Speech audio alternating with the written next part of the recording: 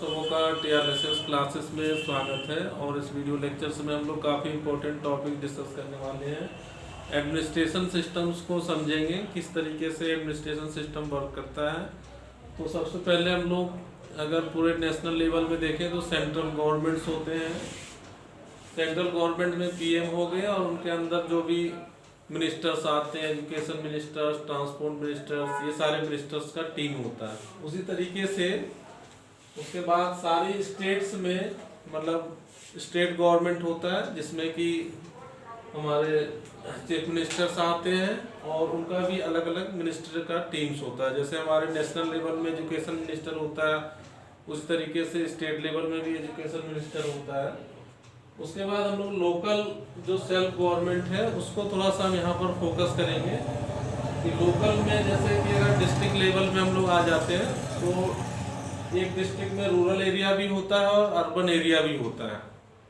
Rural area में गांव जितने भी आ गए डिस्ट्रिक्ट के वो आ गए। फिर अर्बन एरिया में जहाँ पर थोड़ा डेवलपमेंट ज़्यादा है वो अर्बन एरिया के अंदर आता है। तो दोनों के बारे में समझेंगे कि दोनों में एडमिनिस्ट्रेशन किस तरीके से होता है और किस तरह से हर कोई इंटरकनेक्टेड है।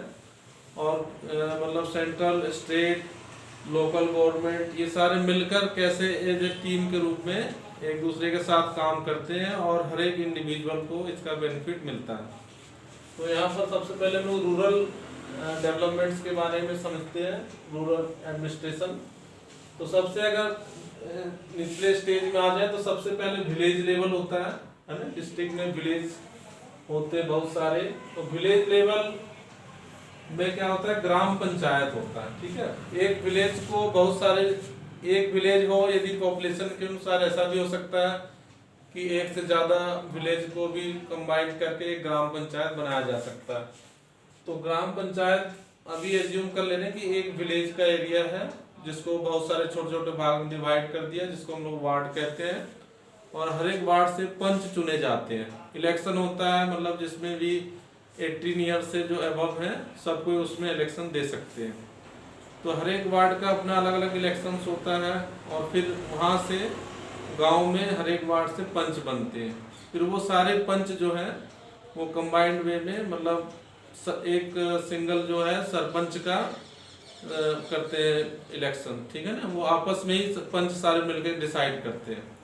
तो सरपंच जो होता है वो क्या होता है, गांव लेवल में हेड होता है। ठीक है, तो ये तो हो गया वहाँ का लोकल। लेकिन गांव के लेवल में गवर्नमेंट का कौन एम्प्लॉय होता है, वहाँ पर ग्राम सचिव होता है ना। ग्राम सचिव का देखते हैं हम लोग वैकेंसी निकलता है तो ये ग्राम सचिव का फॉर्म फिलअप करते हैं, फिर ग्राम सचिव का पोस्ट के लिए फिल करते हैं। तो वो ग्राम सचिव जो है वो गांव को ग्राम पंचायत से कनेक्ट होता है और ये गवर्नमेंट का पर्सन होता है। ठीक है, उसी तरीके से बहुत सारे विलेज को कंबाइन करके मतलब ब्लॉक डिसाइड होता है। और उसके बाद बहुत मतलब जैसे मान लो बहुत सारे गांव हैं तो 5 या 6 ब्लॉक्स होंगे एक डिस्ट्रिक्ट में मान लो, है ना। तो वो 5-6 ब्लॉक्स, जैसे विलेज का प्रॉब्लम वो पार्टिकुलर ब्लॉक में जाएंगे अपने ब्लॉक में। और ब्लॉक का जो होता है वो पंचायत समिति कहते हैं उसको, है ना।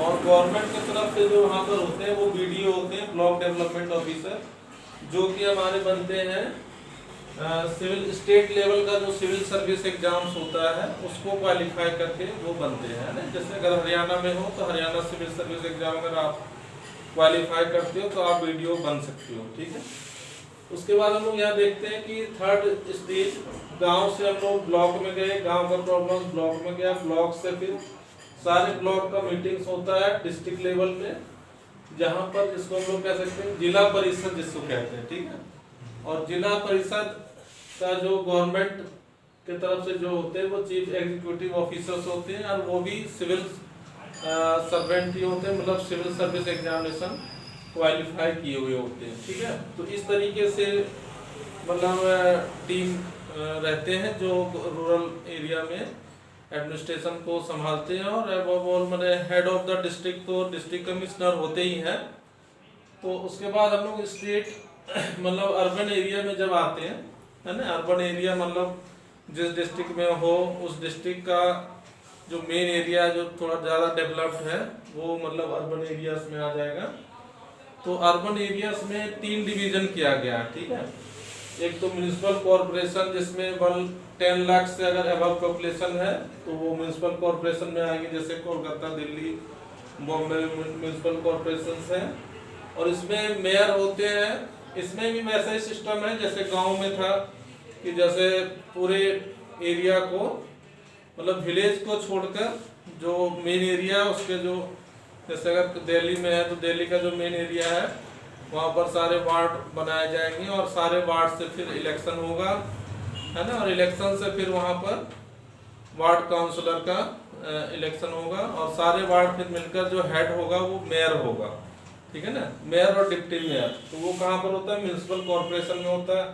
उसी तरीके से म्यूनिसिपल काउंसिल जो होता है जहाँ पर पॉपुलेशन 1 लाख से 10 लाख के बीच हो, जैसे कि अगर हम लोग पलवल डिस्ट्रिक्ट में है तो यहाँ पर क्या होगा, म्यूनिसिपल काउंसिल होगा। और म्यूनिसिपल काउंसिल मतलब अब इसमें भी जैसे पलवल में 32 वार्ड्स है तो 32 वार्ड्स में अलग अलग वार्ड्स में इलेक्शंस होंगे, फिर वहाँ से काउंसलर बनेंगे और फिर वो सारे काउंसलर का जो हेड होगा वो होगा हमारा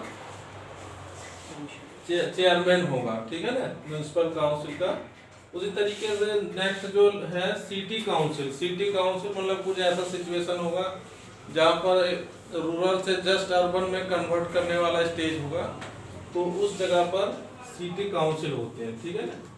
तो हम लोग एक स्मॉल टाइम में हम लोग क्विकली थोड़ा समझ पाए कि किस तरीके से हमारे इंडिया का एडमिनिस्ट्रेशन वर्क काम करता है और लोग एक दूसरे से जुड़े हुए एक दूसरे को हेल्प कर रहे हैं।